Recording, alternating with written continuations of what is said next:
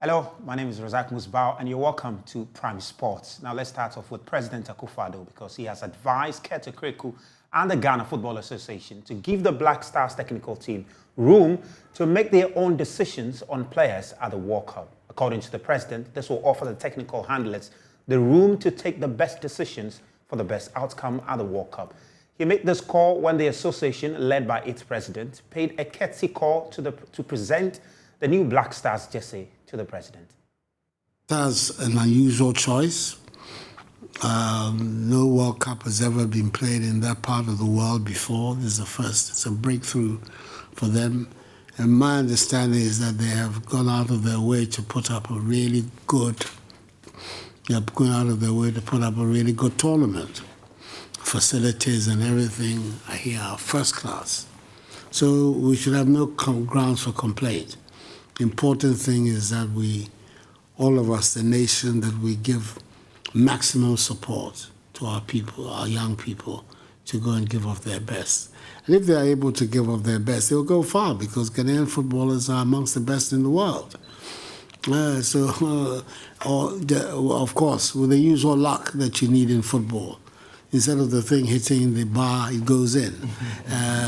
That all football people we know, that there's a lot that hangs on that, whether it hits the bar or goes in. So we have to pray that the good Lord favors us on such occasions. And if it does, I have a lot of confidence about the quality of the people that are being selected. And I'm happy that many of the Ghanaian diaspora under your leadership are being brought in as much as possible. Those who have the heart for the country are being brought in to come and play. I think you've done very well in going out. I've been following it, going out to search for those who are interested. Let's all do our bit. Our bit is to create the conditions for them to excel. That's what we have to do, whether we are politicians or football administrators. We give them the best conditions, and then we leave the technical people and the players to sort out the rest. And if things go well, I don't know. I have a feeling that we're going to come and hear some good news from the Black Stars in this tournament. It'll be a great opportunity for them. Nobody has gone and played in Qatar before in the World Cup, so why not? Well, Jeffrey Slop, Salis Abdul Samed, Samuel Owusu, and Majid Asemero have all been included in the Black Stars provisional 55-man squad for the 2022 FIFA World Cup. The quartet are among a host of other players, including Bayern Leverkusen forward Callum Hudson-Odoi, who are part of the technical team's pre-tournament squad as the tournament edges closer. Now, there is more in this report by Joy Sports' Kwame Banaya. The quartet are among a host of other players, including Bayern Leverkusen forward Callum Hudson-Odoi, who are part of the technical team's pre-tournament squad as the tournament edges closer. Schlop last played for Ghana during the World Cup qualifier game against Ethiopia in September 2021, with the Black Stars claiming a 1-0 victory. Since then, the informed midfielder has been out of the team, citing personal reasons. However, after the Ghana Football Association and the technical team talk with the player and his entourage, he is set to make a return to the national team. In what many may seem not a surprising inclusion, Callum Hudson-Odoi could represent the Black Stars in Qatar, as he is also named in Ghana's provisional squad. The winger has been a target for Ghana for some time now and could finally be part of the team. Following his stunning start to the 2022-23 season after joining Lens in the summer, Salis is also named in the squad. He had already revealed his availability to play for the national team in an interview with Joy Sports last month. Samuel Owusu, who plays in the Serbian League, and Anderlecht's Asemero are both in the provisional squad, which is set to be submitted by the Black Stars technical team. The list also includes all players called up for the last international break, where the Black Stars faced Brazil and Nicaragua.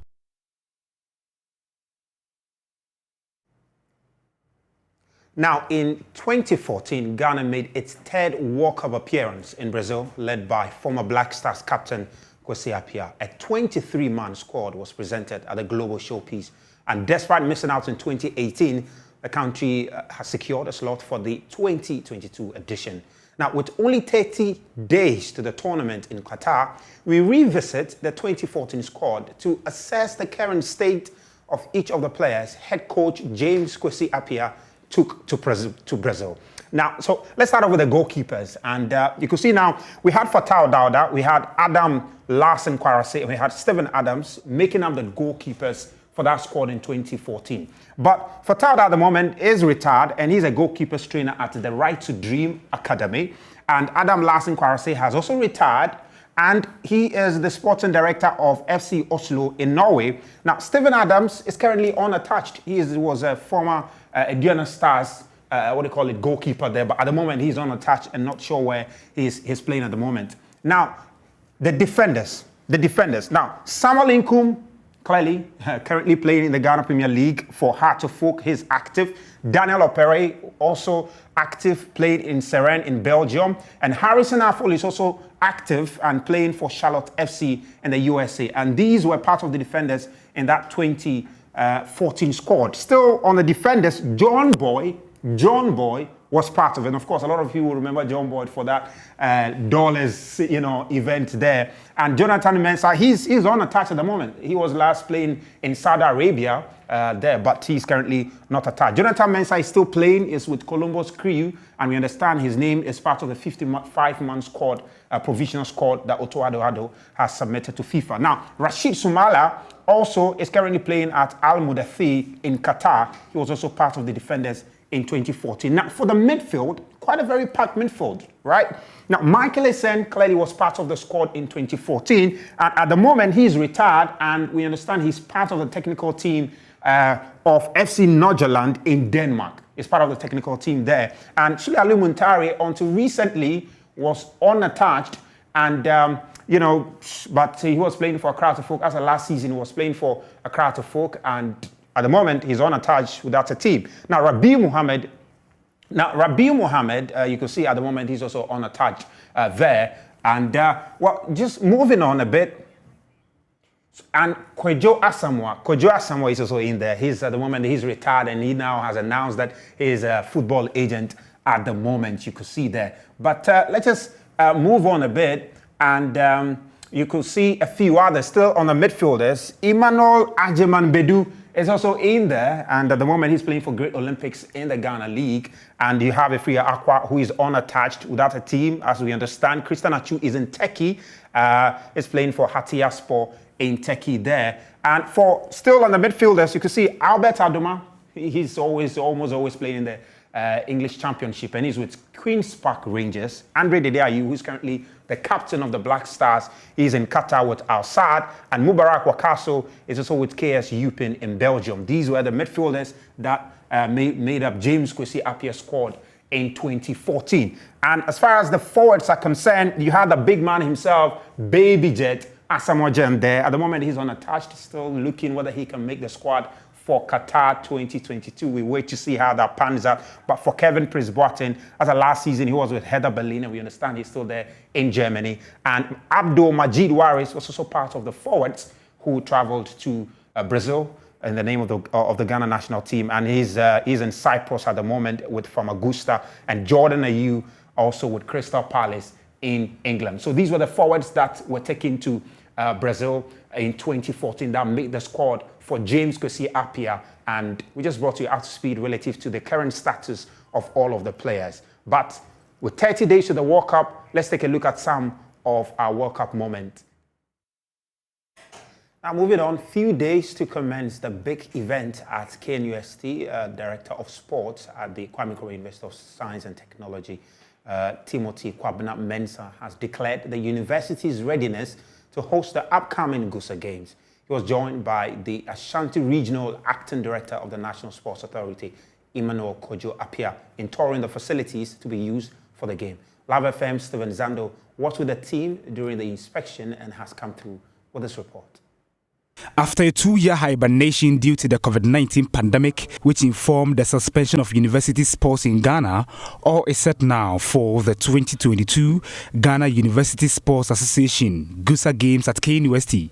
16 institutions across the country will participate in this year's games, which is expected to attract about 4,000 student athletes between November 4 and 21, 2022.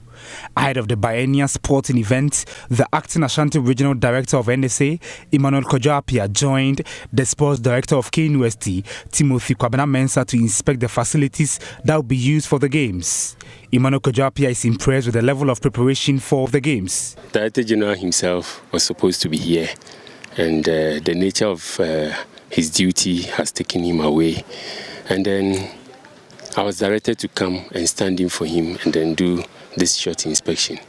And so far what we've seen, I think is so impressive. Yes, I think KNUST is ready for the GUSA Games, and as host, what they've already put in place is impressive work. A member of the local organizing committee for the 27th GUSA Games, Yawadu, who was the sports director of KNUST when the university last hosted in 2012, explained what he expects from the KNUST in this year's event. During those days, we concentrated on hosting at the expense of our own team. So, though we were contemplating giving our best as far as hosting is concerned, but we realized our teams were not up to the task.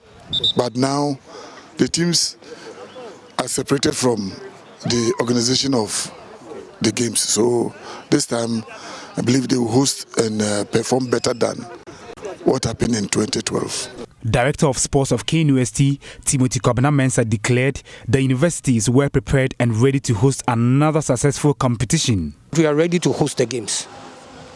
Almost all courts and fields are ready. We are just left with some few touches and we are good to go.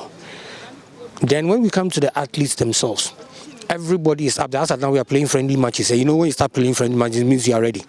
Yeah, so KNUST is really poised and ready for action come November 4th to 19th. The inspection of the facility saw board chairman of Ghana's Parasports, Dr. Ike Donko, donating some fertilizers and other materials to the sports directorate of the university to aid their pitch preparation. The 18-day competition will include football, athletics, volleyball, hockey, handball, basketball, and other sporting events. Stephen Zando reporting from Kumasi.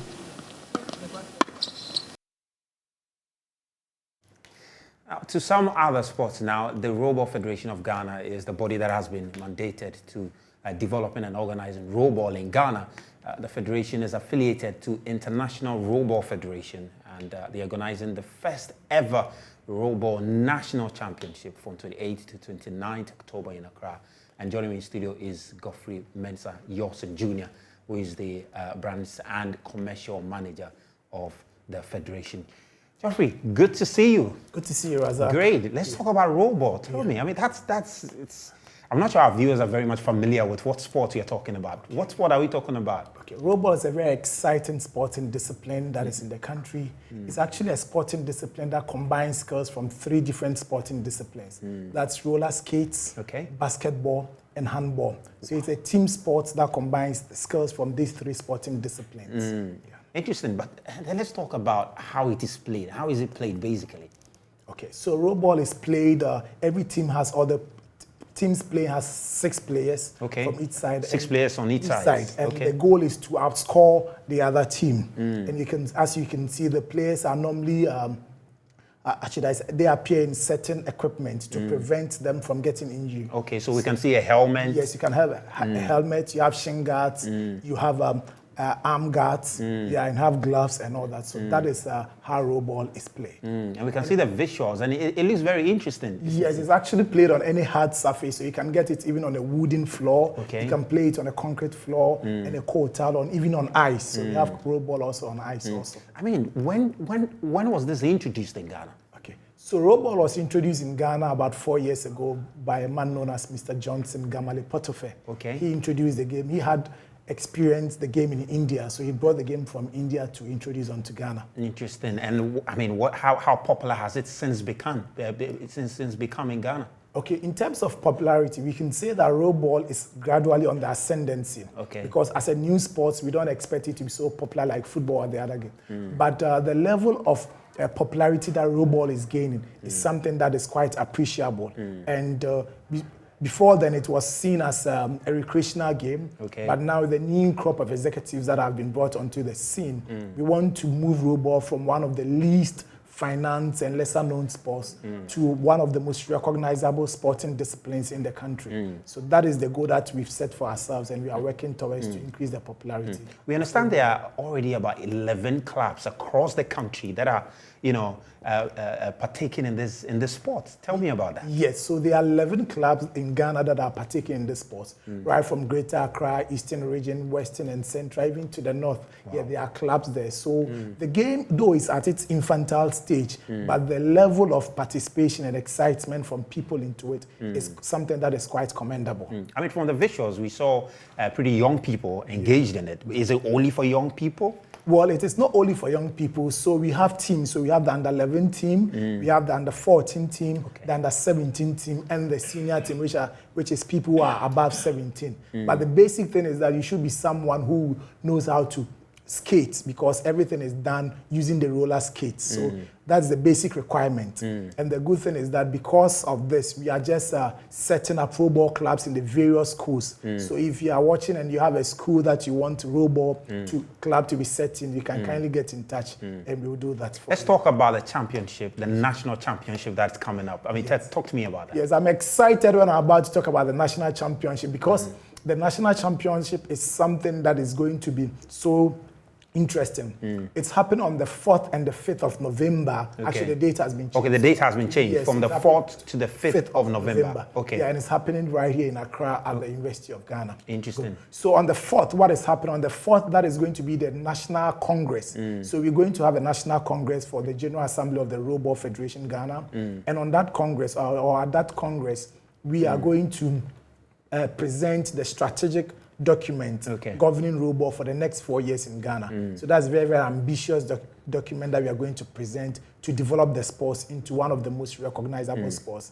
And on the Friday, and on the Saturday, sorry, which is the 5th. Which is the 5th. That is where the championship is going to take place. Okay. And apart from the coveted trophy, that is the players who are going to participate, or we call the rowballers, stand the chance of being selected to represent Ghana next year for the Rowball World Cup in India. Interesting. So every player is well prepared, because there's a time for him or her to shine and to represent and to be part of the national team. The flag of Ghana come next year in India. So this is the exciting, this is the hallmark of this year's national championship.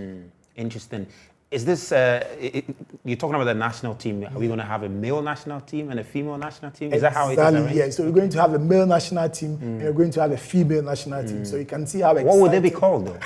What would they be called? Well, we are still putting out names for that. So we are brainstorming, and everyone is trying to come up with a name that will be so catchy, that will be acceptable, that will represent Ghana globally. So that is on the 4th to the 5th of November, the national championship is happening at the University of Ghana. Yes. Joffrey, thank you so much for coming. Thank you very much. I appreciate you. Wish you the very best in that very tournament. I personally invite you to be there. I'll be there. So with just 30 seconds, I also want to appeal to corporate Ghana that if you want to sponsor the event, I think I can put my number on. Yeah, you can just say it after them. 0244 678077. Kindly support Rowball Corporate Ghana. And let's develop. You have a Facebook page, social media? Yes, we have a Facebook page, Rowball Federation Ghana. You can link up, and then together we develop Rowball to become one of the most recognizable sporting disciplines in Ghana. Great, Joffrey. Thank you so much. We appreciate you. Wish you the very best in that very tournament. Okay. Have a good one. Have a good one. So that's Joffrey Yorson, the junior, and he's talking about Rowball there. But let's take a look at the fixtures across Europe. Top 5 leagues this weekend.